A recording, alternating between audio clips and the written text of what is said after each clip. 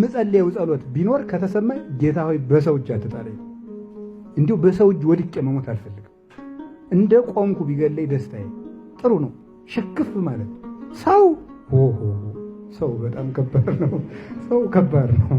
ሰው ዘወር ነው ወደሚለው ዘወር ነው እና ኃይሌ በተለየኝ ጊዜ አትተወኝ አለ ቅዱስ ዳዊት። ስለዚህ እና በዚያውም እያስታወስኳችሁ ማለት አባቶቻችን ሲያረጁ አትተዋቸው። እዚህም ቢሆን ማለት ያረጁትን መጎብኘት፣ እናቶችን፣ አባቶችን፣ ሽማግሌዎችን ማዳመጥ ይገባል። እና የእግዚአብሔር ቤተሰቦች ሰው ኃይሉ ሲለየው ሁሉ ይተዋል። አሁን ኢዮብ የገዛ ሚስቱ ተወችው። ምን ታደርግ?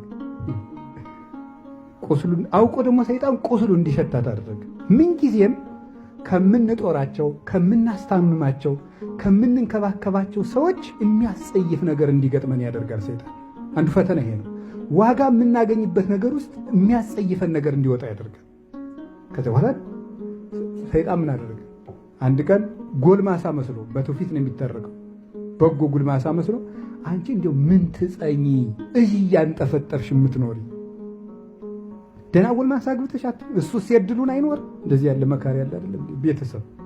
ቤተሰብ ራሱ አሉ። አሁን ልጆቻቸውን ባሏ ሲታመም ጥለሽ ውጪ፣ እድልሽን አግቢ፣ እድልሽ ሊጠምነው የእሱ ቢጠም እንግዲህ ምን ታደርጊ 10 ዓመት ለፋሽ የሚል ሰዋል። ተው ጎበዝ፣ ነውር ነው። የተፋታች ዕለት ማታ ሙታ ብታደርስ ነው ጸጸት አይደለም? ነውር እኮ አዳ ኢዮብ ቀለበት ሰጥቷት ነበረ። ቀለበቱን ሰጥቶ አባረራት። ማስረዘም ስላልፈለግኩ ነው። ሰይጣንን አባረረው። ይችን ቀለበት ያዥና ሂጂ ለጌታ ደሪ አላት። እሷ ጥራው ስትሄድ እንኳን አላማረረም። ባቺ ይቺ ቀለበት ቢያንስ ለማጫ ትሆንሻለች፣ ይዘሽ ይጃላ። ይዛ ስትሄድ የሥላሴ ስም የተቀረጸባት ነበረች። የእግዚአብሔር ስም አህያ ሸራህያ የሚለው የእግዚአብሔር ስም የተቀረጸባት ስለነበረች እሷን ቀለበት ጥለሽ ነው ያለ ሰይጣን። በዚያ ለዚህ የነዳይ ገንዘብ እዚያው ጥለሽ ነው የኔ ይበቃናል አላት ይላል። አይ አይሆንም ሰጥቶኛል አለችው። ብን ብሎ ጠፋ። አንተ ርጉሙን ኑረሃልን ብላ ተመልሳ ወደ ኢዮብ ስትመጣ መልአኩ ቅዱስ ሚካኤል ከመንገድ ቆይቶ ባልሽን አዝለሽ ዮርዳኖስ አውርጂው እዚያ ተጠምቆ ይድንልሻል አላት ይላሉ።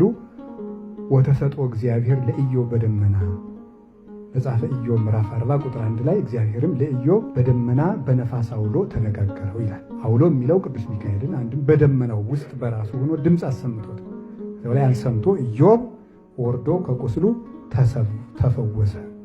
ስለዚህ ልጆቹንም እጥፍ ከብቶቹንም እጥፍ አድርጎ እግዚአብሔር እንደገና ሰጠው። የንጽህና የቅንነት የእውነት ዋጋቸው ብዙ ነውና በትዕግስትም እንደ ኢዮብ ምስክሩ ነው የሚጠቀስ የለም። የእግዚአብሔር ድንቅ ምልክት ሆኖ ቆመ ማለት ነው። እኛም ታግሰን ረድኤት እንድናገኝ እግዚአብሔር ይርዳል።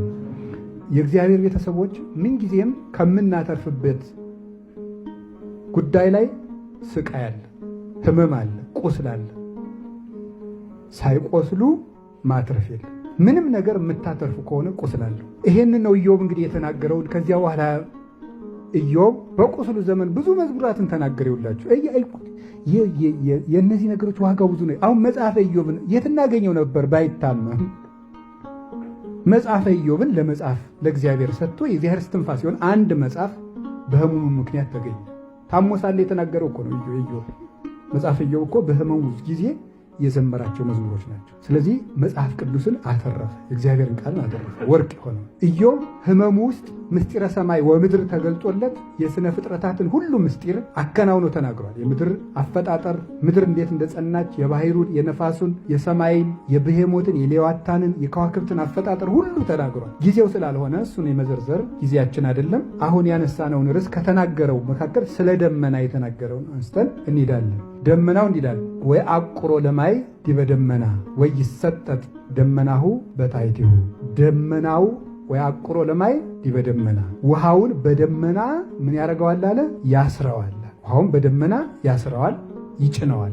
ደመናው አይቀደድም አለ። እንዲህ ያለውን ጥበብ ያገኘው ምን ሆኖ ነው? ቆስሎ በሉ እንጂ ምን ሆኖ ነው? መጽሐፍ ቅዱስን ሳይቆስሉ መማርም መፈጸምም አይቻልም። መጽሐፍ ቅዱስን ለመማርም ለማስተማርም መቁሰል አለ። ግን ቁስሉ ፈውስ ነው። ቁስሉ ትርፍ ነው። ለመስራትም ቁስል አለ፣ ብዙ ቁስል አለ።